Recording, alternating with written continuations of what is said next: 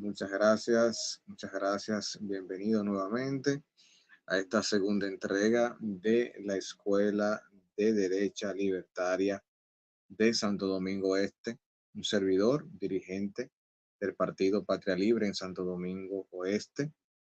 Eh, Anteriormente tuve la oportunidad de participar como candidato a diputado por este hermoso y gran municipio. Pues aquí estoy nuevamente. Estaré compartiendo hoy el punto número 2 o la sesión de cuatro capítulos o sesiones con relación a la introducción del manifiesto libertario que estamos estudiando en nuestra escuela. Y brevemente recordar la última vez en que tuvimos pues presente y fue que quedó claro que el pensamiento liberal clásico tomó origen en Inglaterra, alcanzó su desarrollo más consciente y radical en los Estados Unidos, porque las colonias americanas no se hallaban sujetos al monopolio feudal de la tierra y la casta aristocrática gobernante que afianzaba la Europa. Es decir, conocimos en la sesión anterior la influencia de la Revolución Inglesa a crearse y poder fortalecerse lo que fue la revolución estadounidense bajo el pensamiento libertario de libre mercado de Adam Smith, bajo la influencia de John Locke con el derecho natural, bajo la influencia de otros grupos liberales como los Labor Letters, bajo la influencia de otros grupos liberales como los Whigs, pues que fortalecieron, le dieron vida a este proceso en el siglo, entre el siglo XVIII, siglo XVI, siglo XVI, XVII y XVIII, en materia de revolución, pues, de revolución estadounidense, que tendrá, pues, un impacto para toda la parte occidental también con relación al pensamiento libertario. Pues hoy vamos a conocer todo lo que es relacionado con la resistencia, como puede ver en su pantalla, a mi derecha, la resistencia a la libertad, la resistencia a este pensamiento de que el Estado, lo estatista en este caso, no sea el que tome el control de todo, con el punto de que la privacidad y la propiedad es muy importante, con el punto de que el derecho natural es un tema de gran importancia. En vez de guerra, paz, en vez de militarismo, la paz, en vez de crear gravámenes, en vez de crear regulaciones, crear libre mercado, crear menos regulaciones, menos gravámenes para el desarrollo de la economía. Pero en este proceso de ese liberalismo clásico llegó lo que es la resistencia libertaria, en donde vamos a conocer punto por punto qué sucedió y nos va a llevar también a nuestro día, al día de hoy como dominicanos, que también existe una resistencia al pensamiento de derecha libertaria. Y vamos a sorprendernos porque se parece mucho, pues el liberalismo clásico constituye una gran amenaza para los intereses políticos y económicos. En aquel tiempo de ese nacimiento, de ese pensamiento, eh, a, a finales del siglo XIX, a inicios del siglo XX, quienes se sentían amenazados.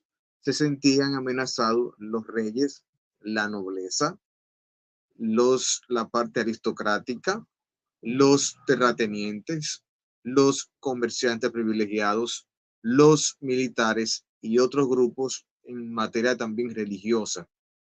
Se sintieron amenazados con este plus de este pensamiento liberal de derecha libertaria, con este pensamiento de no un etatismo, no a un poder de nobleza, no a un poder de los terratenientes, a un libre mercado, no a comerciantes privilegiados, sí a la paz y no a la inversión militar. Es muy importante reconocer que también hoy día en nuestra sociedad tenemos resistentes y personas que se sienten amenazadas. Los primeros que se sienten amenazados son estos pseudo partidos tradicionales, por ejemplo, el PLD, el PRM, hoy la FUPU, y todas sus alianzas se sienten amenazados de ver jóvenes, de ver personas como Fernando Abreu con un pensamiento claro de derecha libertaria, con ver una idealización de una República Dominicana distinta. Se ven amenazados porque lo que promovemos, porque lo que predicamos, por lo que decimos como doctrina de pensamiento político, es va en contra de su acomodamiento, va en contra de lo que ha sido para ellos su enriquecimiento, lo que ha sido su medicamento para engordar su bolsillo, para engordar su ego, para engordar sus privilegios. Y como pueden darse cuenta, en ese nacimiento de ese liberalismo clásico hasta nuestros días, todavía tenemos grupos y sectores que están totalmente amenazados al nacimiento de un partido como el de Patria Libre. Pues en Europa, el punto 2.2, Europa fue quien mantuvo bien claro esa resistencia, es decir, los grupos de monopolios terratenientes, los establishments, los grupos religiosos y los temas de política exterior y militar belicista, pues se mantenieron resistentes, como cuando una bacteria cae a tu cuerpo y por más antibiótico se resiste a ese antibiótico. No hay forma de cómo eliminar esa bacteria hasta que te causa la muerte, porque fueron tan resistentes. Y Europa en este caso, pues de toda la parte occidental, oriental, pues tomó y se mantuvo esa parte de reyes, de nobles, de establishment, como dice aquí mismo, y los temas también religiosos, porque no es de negar que por mucho tiempo nuestra iglesia, en este caso la iglesia católica, mantuvo muchos años, se mantuvo muchos años, pues conviviendo a favor por ser pues dominado y privilegiado por los reinados y por la nobleza, hasta que no llegó ciertos papas y ciertos obispos que vieron esto también para una amenaza para la sagrada doctrina de la iglesia. No se creó ese pensamiento de separar Estado también, Estado y religión, Estado y iglesia. No eran todos los obispos, no eran todos los papas que iban con ese pensamiento. Y abordo un poco más amplio en este punto porque más adelante estaré hablando de esto. Y es así, Europa mantuvo su firmeza ante, como resistencia ante este liberalismo clásico tan fuerte. Eh, en este tiempo de la resistencia, entonces nacen dos denominaciones muy importantes. Nace una denominación llamada laissez-faire, le decían los liberales o radicales en aquel tiempo.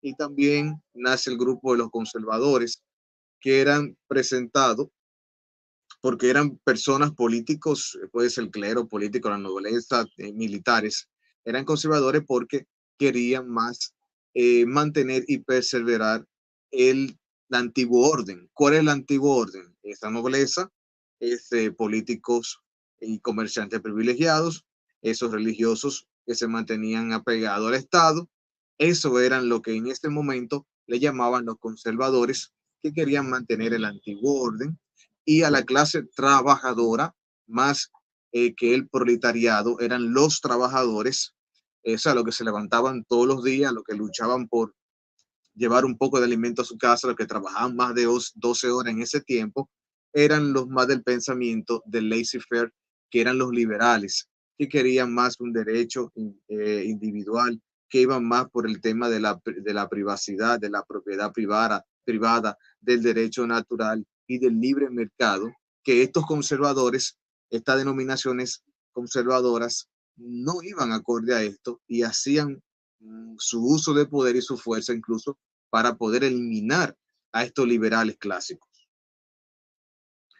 Por eso, dentro de los líderes de la resistencia, se mencionan, dentro de los líderes de la resistencia libertaria, se mencionan a dos franceses, Bonnat y Maistre, pues ellos, ante este gran auge del liberalismo clásico, pues expresaban, promulgaban que se debería de continuar con un gobierno estructurado y jerárquico, basado en élites privilegiadas. Ellos seguían hablando de un absolutismo y de un gobierno grande, un gobierno teocrático, de un apoyo al militarismo y a y más restricciones mercantilistas. O sea, eran personas, estos franceses, Borlat y Maistre, unos líderes en materia del conservadurismo, eh, que le hicieron resistencia a este liberalismo clásico, a los grupos del laissez-faire, iban en contra de lo que hoy queremos, menos estatismo, menos absolutismo o cero absolutismo, cero gobierno grande, cero Estado e Iglesia unidos en sí, cero apoyo militar, ¿para qué tantas guerras? Y más libre mercado que restricciones mercantilistas. Estos líderes franceses, Bonnat y Maistre, tomaron el control de la resistencia en materia de filosofía política, en materia de también incluso de filosofía económica. Por eso hubo un liderazgo muy importante que fue el de Bismarck o Bismarck en Prusia. La nueva derecha a través de él se fue más a un colectivismo en donde anunciaba y pronunciaba más guerra, más militarismo, más proteccionismo. Eh, hablaba más, enfatizaba más el tema de una red de regulación, de controles, de subsidios y un mayor privilegio a la clase élite, debilitando la voluntad libertaria de los trabajadores. El liderazgo de Bismarck se fue más por el proletariado, se fue más en contra de esos trabajadores que no eran escuchados y hubieron muchas manifestaciones incluso en esta parte en donde el liberalismo clásico empezó a tomar más fuerza y más control. En esa misma época, ya a inicios del siglo XX, se inició la idea de Estado corporativista, lo que también hoy tenemos hoy en día, corporaciones, un sistema corporativo que crea entonces un privilegio monopolial entre grupos y sectores. Pues esta idea de Estado y corporativismo también nace como resistencia a este liberalismo clásico. Acá, como dice la pantalla, se establecieron como socios menores del gobierno grande y favorecieron a las grandes empresas en el nuevo sistema. Seguimos entonces con la diapositiva. Ok. Acá. Sí, hasta aquí era esta segunda parte de la resistencia a la libertad. Como podemos ver, todavía hoy en día en nuestros sectores, en nuestra comunidad, existen resistencia al pensamiento liberal clásico y es que muchos como políticos, sectores religiosos, sectores corporativos, sectores económicos, sectores intelectuales como los educativos, pues mantienen y quieren mantener privilegios, haciendo aún resistencia en pleno siglo XXI a los pensamientos de una derecha libertaria como es Patria Libre. Gracias por su tiempo y seguimos en la tercera sesión en las próximas horas. Muchas gracias.